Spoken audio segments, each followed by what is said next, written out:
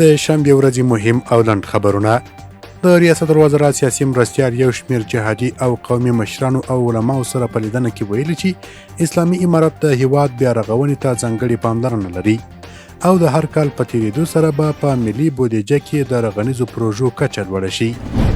د لوړو زده کړو وزیر په بلخ ولایت کې د دیني مدرسو د طالب العلمانو او فاضلانو د کلنۍ ازموینې له بهیر څخه څارنه کړې. د دیني مدارسو یا د ازموینې نن د هیواد په ټولو ولایتونو کې پیل شوي چې 6 ورځې به دوام وکړي. اسلام آباد کې د افغانستان سفارت وایي چې یو شمېر چینایي پانګوالو د دې سفارت له سرپرست سفیر سردار احمد شکیب سره په لیدنه کې ویلي چې غواړي افغانستان کې د لمریزې برېښنا په برخه کې 500 میلیونه ډالره پانګونه وکړي. د مخابراتو او معلوماتي ټکنالوژۍ وزارت د هیواد په ټولو زونونو کې د انټرنیټ د کیفیت معلومولو او څارلو دستګاوې نصب کړي دي.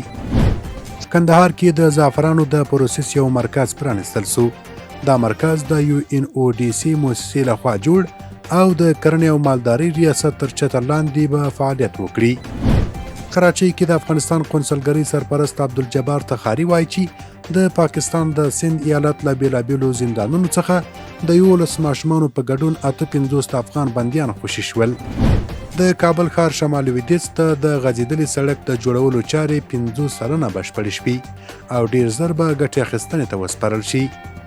د افغانستان اسلامي امارت سترې محکمې ویلي چې د بلخ ولایت محاکمو په 2 اونیو کې 396 دوسیو پر حل او فصل سربیره 201 وثایقي هم اجرا کړي دي. د بغلان د کرنې اوبو لګولو او مالدارۍ ریاست مسؤلین وایي چې د یاد ولایت په پلخمري ولسوالۍ کې 1500 بزګرانو ته کیمیاوي سري او د غنمو اصلاح شوي تخمونه وویشل شول. او وروستی خبر د فلسطین د سرې میاشتې مسؤلین وایي د اسرائیلو صهیونیستي رژیم تېره ورځ په العمل روغتون هوایي برید کړی چې ښایي درنه مرګ ژوبله ولري.